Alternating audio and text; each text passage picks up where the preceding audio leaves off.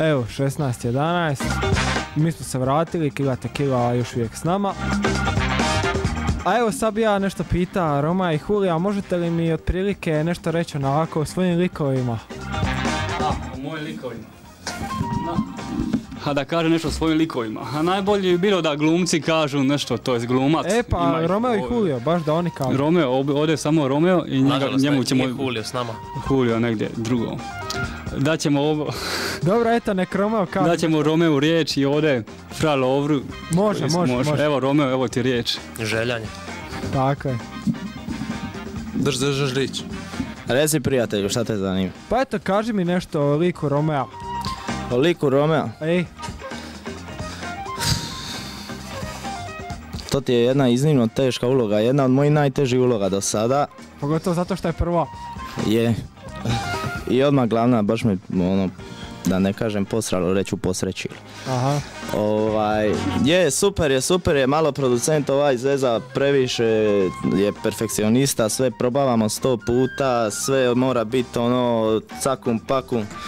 Naporno je malo, ali isfurali smo to, evo, sretni smo radi toga, sad radimo tu postprodukciju i bit će to lijepo. A kako je bilo ovako, neprofesionalnom glumcu, nego, eto, breakeru, kako je bilo glumi prvi put? A bilo je...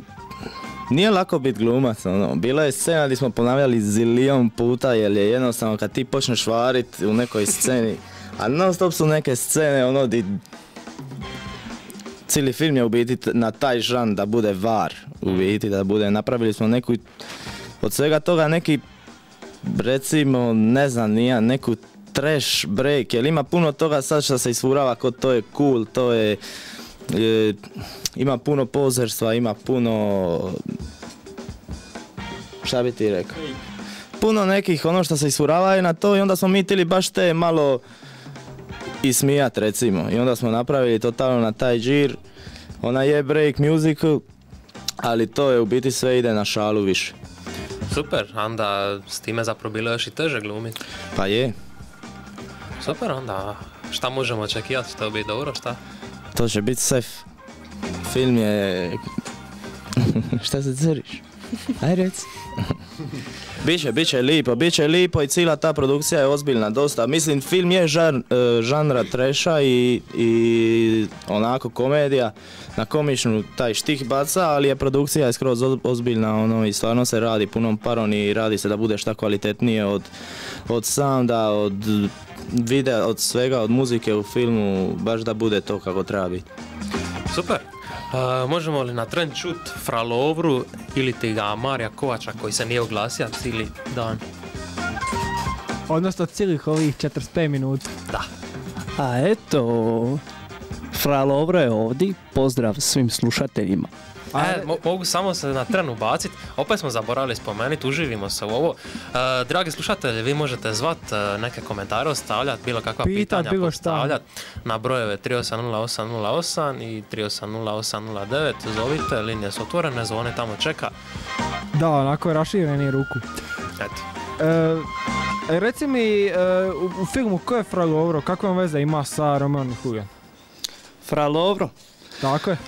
Jedan vrlo zahtjevan karakter za glumit. Iznimno ga je teško bilo... Daješ bocu u liku. Kako bi rekao, a eto, fratar neobičniji, kako bi rekao, kako se može takva uloga odglumit. Aha. Okrenuli smo na šalu normalno sa svim tu stvarima koje se mogu u takvoj ulozi ostvariti i nekako, kako bi rekao. Aha.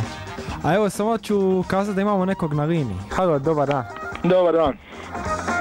Ko je s nama? Ja bi imao jedno pitanje za tu ekipu iz Kile Tequile. Kažite. I mislim da je to krucijalno pitanje. Koje ste poteglo jednog dana na Facebooku. Recite. Jesu li Kila Tequila grupa plesača ili grupa ljudi homoseksualne orijentacije? Ko će ovo primiti? Pa evo, mislim... Ili oboje možda? Mislim da je čudno zašto baš slušatelj pita to pitanje, ne znam zbog čega to zanima. Je li ima to nešto skrivene namjere, želje ili? Slušatelj se zajebaje. Aha. Slušatelj zvan Kolo. Uglavnom mislim da je pitanje ono čisto nepotrebno, to je skupina vrhunskih plesača koji su u filmu pokazali jedno vrhunsko umijeće. Vrhunsko umijeće kako se sa plesom može izraziti od povijesti do ljubavnih scena, do veselih scena, do tužnih scena, do scena jurnjave. Posebno su meni zanimljive scene jurnjave. I u svakoj se pleš. Nisam još vidio te scene, ali zanimljive su. Ja se slažem sa svim rečenim. Tako da, mislim, ovim putem pozivam, ako slušatelj može ostaviti podatke u režiji, da dođe na premijeru filma kad bude, tako da...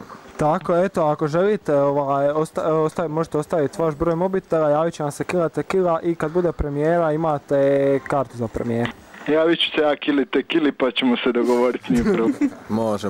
Ima sa strane mjesto taman za tebe. Može, super. Eto ga. Vidimo se. Ajde, čao.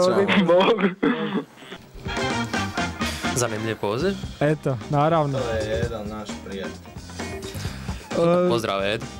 Što sam htio pitat? Pitao bi opet mozga Ivana, cijele priče, koliko je uopće budžet ovog filma?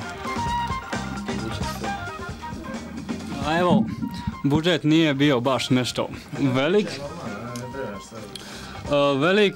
Kostimografija je pomno odobrana, tako da smo uzeli samo najbolje stvari koje su ostale u second hand shopu u subotu.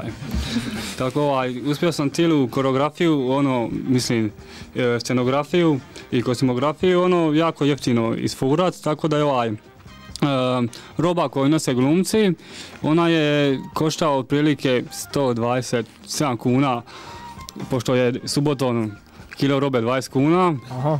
Ali s tim bija normalno susrećemo se sa raznim problemima, kao što je falila je roba za jednoga glumca i onda sam došao normalno u second hand shop kupiti još robe, ali bili smo na godišnjem odmoru pa sam tako morao otići u China shop i kupiti još jednu haljinu u vrijednosti koja košta kao cijela roba, ukupno znači koji 150 kuna i grunjak.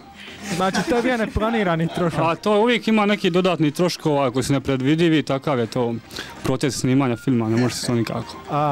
A recite, imate li anegdotu sa snimanja, nešto onako najduhovitije što se dogodilo, mada koliko vidim bilo je poprilično zanimljivo. Reci, ispričaj onu priču gdje ste bili kad su bile utrke.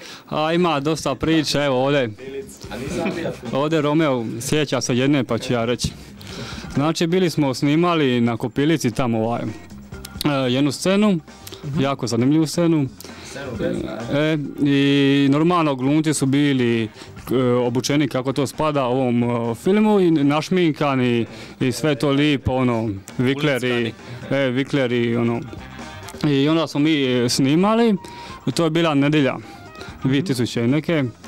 I snimali smo i s tim da nismo znali da se nedjeljom u 6 popodne tamo održavaju ove auto utrke. I mi smo znači bili usred snimanja, onako poredani, i nas su počeli dolaziti auta i ljudi dali te utrke i onda su dobacivali razne komentare, sugestije, pozive na spoj, ali mi se nismo obazirali normalno na te pozive jer smo svi zauzeti, tako da smo, ipak smo scenu i situaciju odradili do kraja i konačni produkt ćete moći vidjeti u filmu, tako da vidite. Kad budete gledali, uzmite obzir u kakvim je to okolnostima snimano. Aha.